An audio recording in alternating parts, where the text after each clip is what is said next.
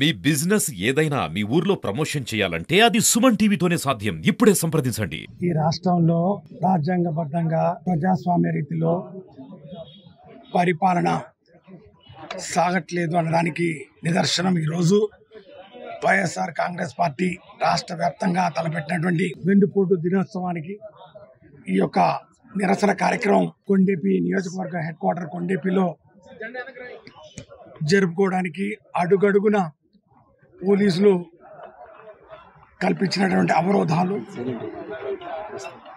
ప్రతి విషయంలో కూడా ఎక్కడా కూడా ఈ చట్టాన్ని గౌరవించే కార్యక్రమం జరగకుండా మైకు తీసుకొస్తే మైకు లాక్కోవడం, ప్లే కార్డులు పెట్టుకుంటే ప్లే కార్డులు పెట్టకూడదని, ఫ్లెక్సీలు పెడితే ఫ్లెక్సీలు లాగేసుకొని చివరకు ఎట్లో విధంగా మరి ఆ ర్యాలీలో ఈరోజు వైఎస్ఆర్ కాంగ్రెస్ పార్టీ కార్యకర్తలు నాయకులు అందరూ కూడా పెద్ద ఎత్తున మరి ఈరోజు వందలాదిగా మరి తరలి వచ్చి ఆ యొక్క కార్యక్రమంలో భాగంగా నిరసన దినోత్సవంలో సందర్భంగా ఆ యొక్క నిరసన కార్యక్రమంలో భాగంగా ఎంఆర్ఓ గారికి అర్జీ ఇచ్చే కార్యక్రమం చివరి కార్యక్రమంలో ఉంటే మరి ఈరోజు ఇంతమంది జనాన్ని చూసి ఎంఆర్ఓ గారు మా కళ్ళ ఎదుటే బయటికి పోతున్నటువంటి దృశ్యాలు ఈరోజు మీరు చూస్తూ ఉన్నారు, సోషల్ మీడియాలో కూడా చూస్తూ ఉన్నారు.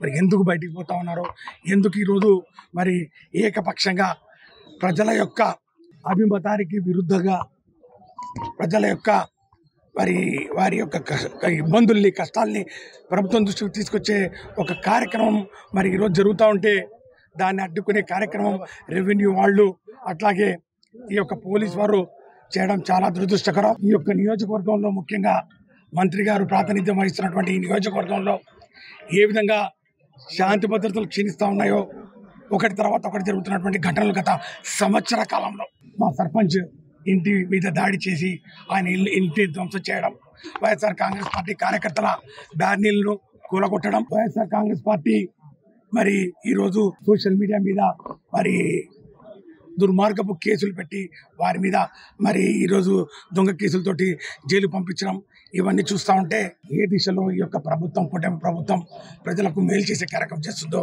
ఈరోజు మనం గమనిస్తూ ఉన్నాం.